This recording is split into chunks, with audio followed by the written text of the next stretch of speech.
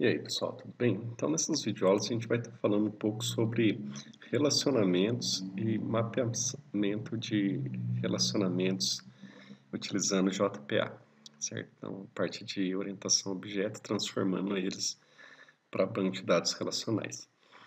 Bom, eu criei aqui um diagrama, então eu tenho um pacote model aqui, e dentro desse pacote model tem 4 pacotes, então são 4 vídeos que eu vou fazer, uma videoaula para cada pacotinho. Então, primeiro eu vou ensinar a criar as classes, fazer a associação entre as classes e o mapeamento, ORM, e depois em outras aulas eu vou mostrar como que a gente pode fazer uma interface gráfica para cada um desses tipos aqui. Então, o primeiro pacote é um relacionamento de 1 para 1, o segundo de 1 para muitos, muitos para muitos, e a parte de herança, certo? Bom, então vamos começar nossa aula. Lá no NetBeans vou criar um novo projeto, vou selecionar Java, próximo, vou dar um nome para o projeto aqui.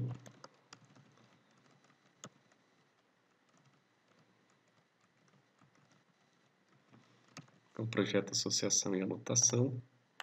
Vou clicar em finalizar. Nesse projeto aqui, eu vou criar um pacote model. Então, um pacote maior, que é esse grandão aqui. E vou criar o primeiro aqui, que é o one-to-one. Então, dentro desse pacote, botão direito, novo, one-to-one. Beleza. Bom, dentro desse pacote, então, a gente tem duas classes, a classe pessoa e a classe endereço. Então, eu vou criar as duas classes. Botão direito, novo, classe Java,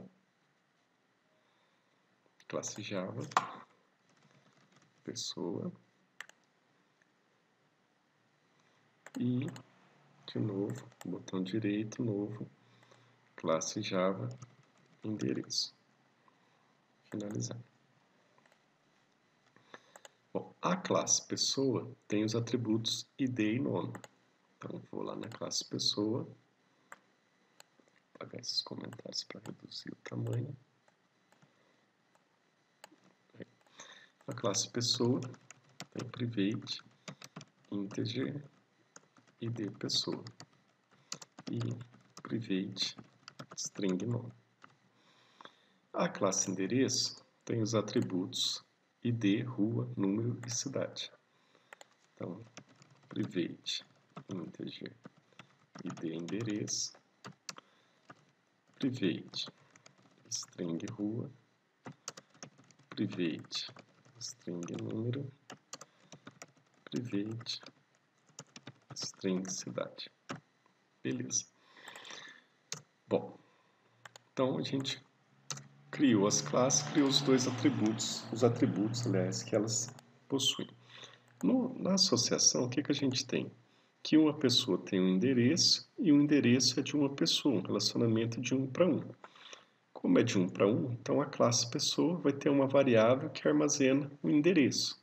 Então, vou colocar aqui na classe pessoa, private, endereço, endereço. Então, a pessoa tem uma variável que armazena o endereço. E como o relacionamento é bidirecional, dos dois lados,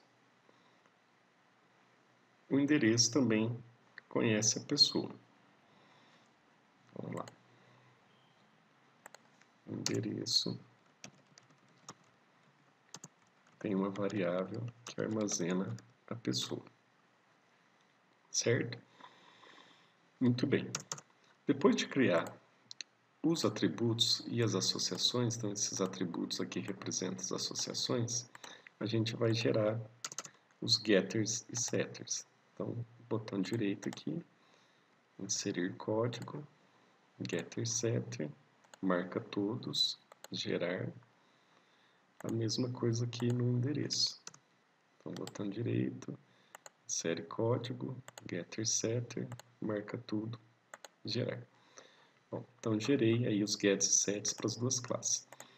Então, essa parte aqui de construir as classes e associação está pronta. O que eu preciso fazer agora? Se eu quero persistir esses dados no banco de dados, tenho que fazer as anotações. Para fazer as anotações, eu tenho que ter fazer aqui alguns imports de uns frameworks de persistência, criar unidade de persistência e tudo mais. Então, para isso daí, ó, a gente vai lá no projeto, botão direito, novo, unidade de persistência.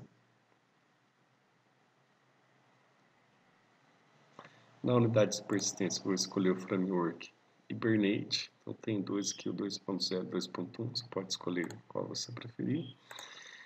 E aqui eu vou selecionar qual banco de dados que eu quero. Como eu ainda não tenho nenhum banco de dados, eu vou vir aqui antes no Age e vou criar um banco de dados específico para esse exemplo.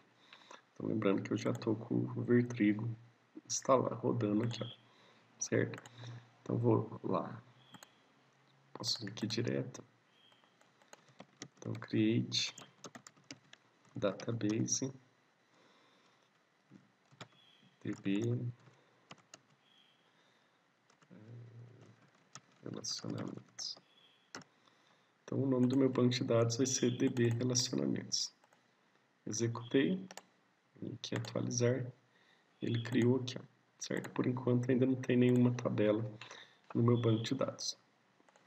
Bom, então voltando lá para o NetBeans, na unidade de persistência, vou selecionar aqui a nova conexão, vou selecionar o MySQL, que é o banco que eu estou trabalhando, próximo, nome do banco de dados, db relacionamentos, root, a senha do seu banco, lembra a senha, testa a conexão. Se funcionou, vai aparecer aqui embaixo que a conexão foi bem sucedida. Pode clicar em finalizar. Aqui, por enquanto, eu vou deixar criar, porque eu não tenho nenhuma tabela no meu banco de dados. Então, conforme eu executar o meu código, ele vai ler as classes minhas de modelo e vai criar as tabelas no banco. Vou finalizar. Beleza, então aqui é a minha unidade de persistência. Aqui, ó, ele já vai ter adicionado todas as bibliotecas do Hibernate que eu preciso, mas vai estar faltando uma biblioteca, que é a biblioteca do driver do MySQL. Então, a gente clica o botão direito, adicionar biblioteca, e aqui eu vou escolher o driver JDBC do MySQL. Clique em adicionar, e agora sim eu vou fazer as anotações. Então, primeiro vou lá na classe pessoa. Essa classe vai ser uma entidade no banco de dados, então coloco @entity. O atributo ID vai ser a chave primária, então anotação ID. O ID vai ser gerado automaticamente, generate value. E o endereço eu vou deixar para fazer daqui a pouquinho. Vamos lá. No endereço a mesma coisa, então @entity, no ID @id e aqui @generate value, para gerar o valor automaticamente incrementa. E aqui a gente tem também a pessoa. Quando os atributos são simples, por exemplo, tipos que são considerados primitivos, apesar de integer string não ser primitivo, mas o Hibernate ele já sabe como criar isso daqui no banco de dados. Então ele vai criar um campo para armazenar um número, um campo para armazenar texto, um campo para armazenar texto, um campo para armazenar texto, assim por diante. Então seriam varchar e aqui int. Mas quando eu coloco aqui private pessoa, ele não sabe que tipo de campo que precisa ser criado, que tipo de coluna precisa ser criada lá no banco de dados para armazenar uma pessoa, certo? Porque pessoa, no caso, é um relacionamento, é uma associação. Então, eu preciso colocar aqui algumas anotações também para resolver esse problema. Bom, que tipo de anotações que vai ser essa? Vamos ver que eu salvei aqui, ele já mostrou que tem um erro aqui, ó. Beleza? Então, eu preciso olhar o meu diagrama. Então, no meu diagrama, está falando o seguinte, ó. Então, se eu tiver na classe pessoa, o meu relacionamento é de 1 para 1, certo? Então, eu vou lá na classe pessoa, e aqui nesse relacionamento eu vou colocar @one to one. E aí você dá um Ctrl espaço para ele fazer a importação para você. No endereço, depois a gente vai fazer a mesma coisa. Então, olha no diagrama, e eu tenho relacionamento de 1 para 1. Então, @one to one. Dá um Ctrl espaço, ele também faz a importação. Beleza. Do jeito que está aqui, já funciona. Então, se eu executar, criar um Entity Manager Factory, ele já vai analisar as minhas classes, vai criar no banco de dados as tabelas pessoa, endereço. No entanto, do jeito que está aqui, o que ele vai fazer? Ele vai criar uma tabela pessoa e nessa tabela pessoa ele vai criar uma chave estrangeira de endereço. Na tabela endereço, ele vai criar a tabela endereço e vai criar uma chave estrangeira de pessoa. Então, ele vai trocar as chaves. Bom, isso talvez não seja tão interessante. Seria interessante ter uma chave estrangeira só. Bom, e aí a gente vem analisar aqui. Onde que a chave estrangeira deveria estar? Deveria estar em pessoa ou deveria estar em endereço? Bom, a pessoa tem endereço, certo? Então, chave estrangeira deveria estar em endereço. A pessoa é a classe dominante na associação. Então, se eu excluo uma pessoa, por exemplo, o endereço dela tem que ser excluído também, não o contrário. Bom, para fazer isso daí, então a gente usa um atributo na associação que chama MapedBy. Então, o MapedBy, eu vou colocar ele sempre onde eu não quero que gere chave estrangeira. Então, por exemplo, aqui eu não quero que gere a chave estrangeira em pessoa, quero que gere endereço. Então, eu vou colocar na pessoa MapedBy. Então, vou pôr aqui, ó, no one-to-one, MapedBy, e sempre aqui, ó, como valor do MapedBy, eu ponho o nome do atributo. Então, cuidado, não é o nome da classe, é o nome do atributo. Então, eu vou pôr pessoa aqui, certo? MapedBy pessoa. O que eu quero dizer? Que esse relacionamento ele vai ser mapeado por esse relacionamento aqui. Então, esse relacionamento, essa associação, vai criar uma chave estrangeira aqui na tabela endereço, certo?